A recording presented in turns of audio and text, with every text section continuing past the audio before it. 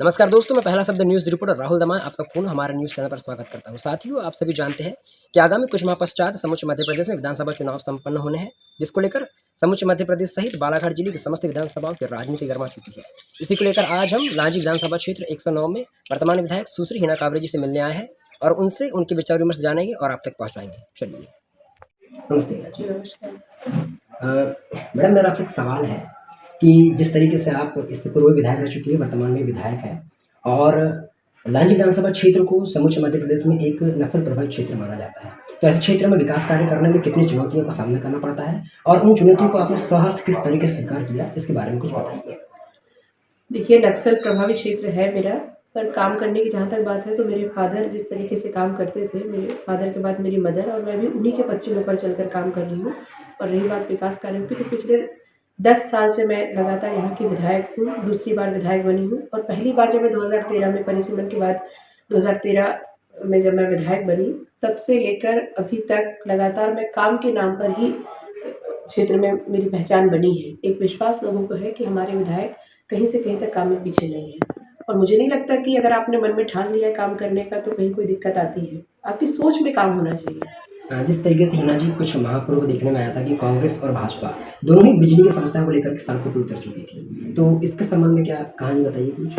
देखिए, मुझे अच्छे से याद है कि जिस समय 2018 में कांग्रेस की सरकार आई थी, आदरणीय कमलनाथ जी के नेतृत्व में प्रियव्रत जी ऊर्जा मंत्री थे और उन्होंने बहुत अच्छे से मध्य प्रदेश में विद्युत को काफ़ी अच्छा हो गया था। उस समय भी आप देखो कि 100 यूनिट 100 रुपये ये हमारा बिजली का बिल चलता था। काफ़ी अच्छा उन्होंने स्ट्रेटजी तैयार करके किया था। वर्तमान में भी जो मैनिफेस्टो उन्होंने घोषित किया है फिलहाल कमलनाथ जी ने, उसमें भी चीज़ें दर्शाई गई। बिल्कुल बिल्कुल, 100 यूनिट पर तो आपको टोटली फ्री रहेगा। अगर आप 200 यूनिट जलाते हैं तो आपको आधी बिजली देना है। तो कांग्रेस हमेशा काम पर फोकस करती है।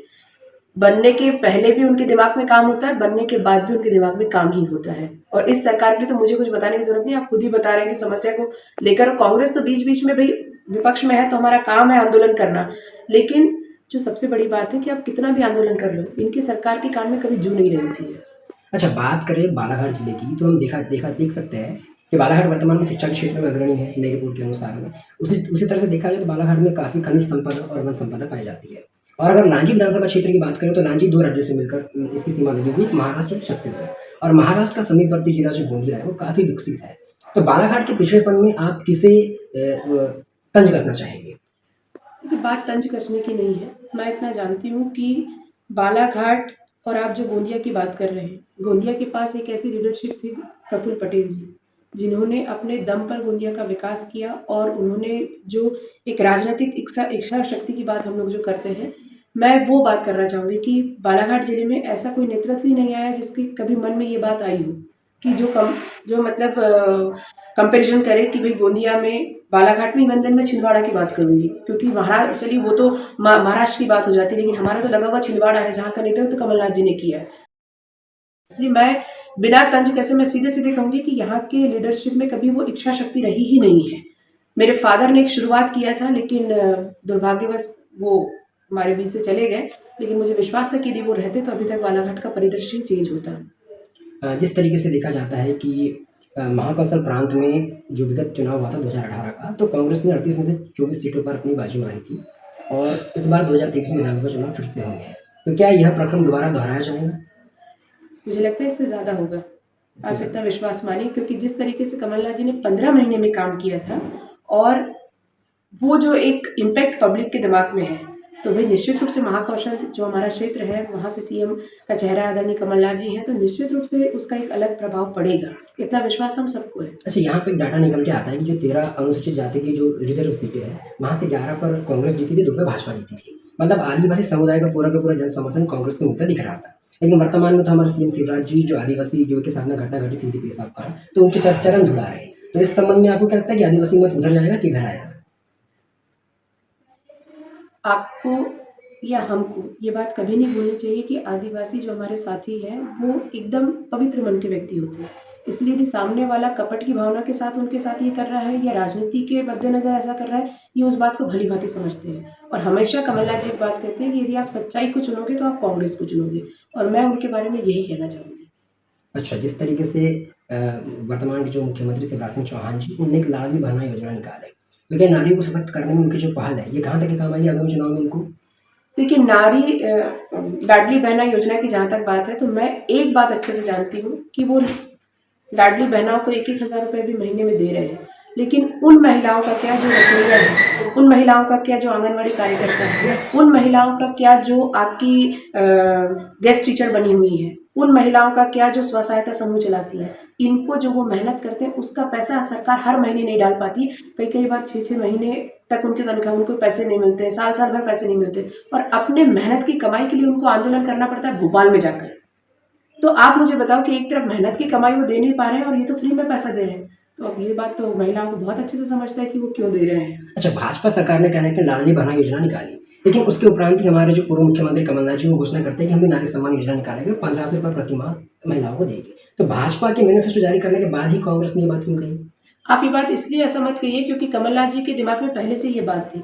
जैसे ही कमलनाथ जी मुख्यमंत्री बने थे, उन्होंने पेंशन जो पहले 300 रुपये हुआ करती थी, उसको तुरंत उन्होंने 600 किया, और यदि हमारी सरकार रहती तो अभी तक लोगों के हाथ में 1000 रुपये मिल रहे होते। और बल्कि आप इस चीज़ को ऐसे देखिए कि कमलनाथ जी ने 1500 किया, इसलिए शिवराज जी ने 3000 की बात कर दी। कमलनाथ जी ने 500 रुपये में सिलेंडर देने की बात कही तो शिवराज जी ने 450 दे दिया। तो नकल शिवराज जी कर रहे हैं, कमलनाथ जी को नकल करने की जरूरत नहीं है। जैसे कि आप एक युवा नेत्री रही है और यह युवा नेत्री है और विधानसभा की उपाध्यक्ष भी रही है कांग्रेस जी। तो युवाओं के कितने अवसर है राजनीति में, इसके ऊपर कुछ बताइए। मैं चाहती हूँ कि युवा राजनीति में आए। एक समय था जब मेरे फादर राजनीति में थे तो मुझे ऐसा लगता था कि इससे दूर रहना चाहिए, लेकिन जब मैं राजनीति में आई हूँ, यदि हम किसी चीज़ को ठीक करना चाहते हैं तो उसमें मिलकर ठीक करना पड़ेगा, उसके लिए सामने आकर ठीक करना पड़ेगा। और ये जो एक बना हुआ है सिनेरियो कि भाई राजनीति मतलब खराब, राजनीति मतलब दलदल, तो ऐसा नहीं है। यदि अच्छे लोग राजनीति में आएंगे तो राजनीति भी अच्छी होगी। जैसे हर फील्ड में अगर अच्छे लोग हैं तो वो फील्ड अच्छा कहलाता है, तो राजनीति में भी तो अच्छे लोगों को आना चाहिए। और यदि युवा नहीं आएंगे तो फिर कौन आएगा? परिवर्तन का तो सबसे बड़ा दायित्व ही युवाओं के ऊपर है। लेकिन कहना कि देखा जाता है कि हमारे क्षेत्र में वंशवाद की राजनीति लगातार जन्म लेती रहती है, तो इसमें फिर युवा अपनी भागीदारी कैसे निभा पाएंगे? ऐसा इसलिए नहीं है क्योंकि देखो, अगर आप मुझे देखेंगे तो आपको वंशवाद लगेगा, लेकिन आप मेरे फादर को देखेंगे तब तो वंशवाद नहीं था। क्योंकि मैं ठीक है मेरे फादर के उसमें चली आ रही हूँ, लेकिन मेरे फादर जब पहली बार लड़े थे तब तो कहीं से कहीं तक हमारा बैकग्राउंड पॉलिटिकल नहीं था। इसलिए ऐसा नहीं है, अपनी सोच को बदलना पड़ेगा। और यदि मैं भी लगातार जीत रही हूँ तो इसलिए नहीं कि मैं लिखीराम कावरे जी की बेटी हूँ, साथ ही साथ इसलिए ये भी इम्पोर्टेंट है कि मैंने लिखीराम कावरे जी के पद चुनाव पर चला, इसलिए पब्लिक मुझे दूसरी बार मौका दे रही है। अच्छा, वर्तमान में जो भाजपा प्रत्याशी लांजी विधानसभा क्षेत्र से, उन्होंने अपने इंटरव्यू में एक बात कही थी कि जो हिना कावरे जी है वर्तमान विधायक, वो एक क्षेत्रीय नेता होने के साथ साथ में राज्य की नेता भी रही है, और इस वजह से आम जनमानस के क्षेत्र में उनका संबंध कम स्थापित हुआ है, जिसका आक्रोश उन्हें आगामी विधानसभा चुनाव में देखने को मिलेगा। तो उनके इस मत से आप कहाँ तक के सहमत है? देखिए, मैं उनकी इस बात से तो सहमत हूँ कि मैं केवल विधानसभा क्षेत्र का नहीं बल्कि राज्य स्तर के हूँ, क्योंकि मैं विधानसभा की उपाध्यक्ष रही हूँ। और आप नहीं जानते कि जैसे ही मैं उपाध्यक्ष बनी थी तो हमारे लांजी विधानसभा क्षेत्र में इतना ज़बरदस्त माहौल था कि आज भी उनको ऐसा लगता है कि हमारी दीदी पूरे क्षेत्र में चारों तरफ घूमे, मेहनत करे, क्योंकि उनको पता है जिस दिन लांजी विधानसभा क्षेत्र को बड़ा पद मिलेगा उसका सबसे पहला बेनिफिट लांजी को मिलेगा। तो लांजी की जनता बहुत समझदार है, और आने वाले समय में चुनाव का क्या रिजल्ट होगा वो तो आने वाला समय ही बताएगा। पिछले 2 बार से लगातार लांजी की जनता ने मुझे मौका दिया, मुझे विश्वास है कि इसी आधार पर मुझे आगे भी मौका मिलेगा। अच्छा, जिस तरीके से लगातार रोजाना खबरें सामने आ रही है, तो लांजी विधानसभा क्षेत्र में भाजपा के अंतर्कलह का फायदा क्या कांग्रेस को होगा? देखिए, जिस अंतरकलह की आप बात कर रहे हैं उस व्यक्ति को उन्होंने 2 बार सामने रह के हराया है, इसलिए मुझे नहीं लगता कि उनके अंतरकलह से कांग्रेस को कोई फायदा होगा। कांग्रेस अपनी रणनीति के साथ चुनाव लड़ती थी, आगे भी लड़ेगी और शानदार जीत हासिल करेगी। आपके इस आत्मविश्वास की पीछे वजह क्या है? हमारे क्षेत्र की जनता का विश्वास, उन्हीं के दम पर मैंने लांजी में पहली बार 32,000 की जीत से शुरुआत की थी, और उसी के दम पर मैं आज कह सकती हूँ कि आने वाला समय भी कांग्रेस के लिए अच्छा रहेगा, लांजी के लिए अच्छा रहेगा। अच्छा हिना जी, जैसे आप जानते हैं कि केवल लांजी विधानसभा क्षेत्र ही नहीं, अभी तो बालाघाट जिले के समस्त विधानसभा क्षेत्र में पलायन एक बहुत बड़ा मुद्दा रहा है, और इतनी संपदा होने के बाद में भी अगर हमारे युवाओं को पलायन करना पड़ रहा है, तो इस हेतु आप ऐसे कौन से नए आयाम प्रस्तुत करेंगे अपने विधानसभा क्षेत्र सहित समूचे बालाघाट में, अगर कांग्रेस सरकार बनती है तो यहाँ का युवा कहीं भी रोजगार के लिए ना भटके? देखिए, मैंने इसकी शुरुआत मैंने आपसे कहा ना कि भाई राजनीतिक इच्छा शक्ति की जो कमी थी, जैसे ही कमलनाथ जी की सरकार बनी, कमलनाथ जी ने पहले बुलाकर ये बात पूछा कि आप लोग अपने ज़िले का 5 साल का पूरा खाका तैयार करिए कि आपको क्या करना है। तो हमने उस बीच में शुरुआत करी। तो मेरा पलायन को रोकने के साथ साथ एक पलायन तो ऐसा होता है कि हम रोजगार के लिए जाते हैं, दूसरा पलायन ये होता है कि हम अपने स्वास्थ्य को लेकर यहाँ से जाते हैं।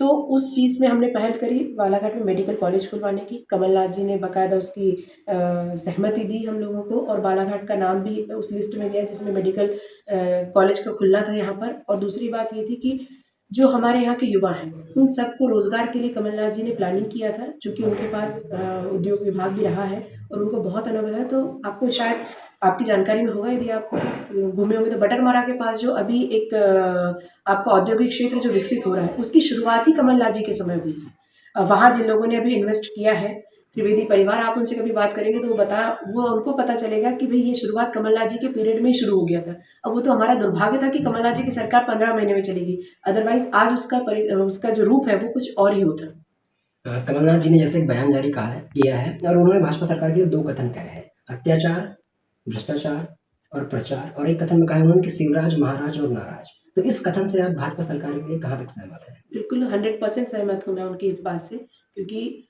कमलनाथ जी जैसा राजनीतिक व्यक्ति जिनका इतने लंबे 40 वर्षों से ज़्यादा का अनुभव हो गया, वो यदि ये बात मध्य प्रदेश की रेफरेंस में कह रहे हैं तो निश्चित रूप से ये बहुत बड़ा सत्य है।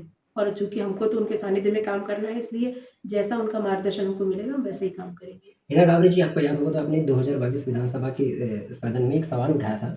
सवाल ये था कि जो महिला बाल विकास कार्यक्रम के अधिकारी होते हैं वो आंगनबाड़ी में खाना सप्लाई करने वालों सीधा 5% कमीशनखोरी में खा रहे हैं। 15%। 15%। तो आपने कहा था कि आपके पास उस संबंध में दस्तावेज में मौजूद है, उसके जो प्रूफ है वो मौजूद है, प्रमाण। तो ऐसे कौन से प्रमाण थे मीडिया के सामने बताना चाहेंगे? देखिए, वो सारे प्रमाण मेरे पास आज भी ऑन रिकॉर्डेड मेरे पास अवेलेबल है, क्योंकि जो स्व सहायता समूह की महिलाएं खाना बनाती हैं उन्होंने ही वो सारे प्रूफ मुझे दिए थे।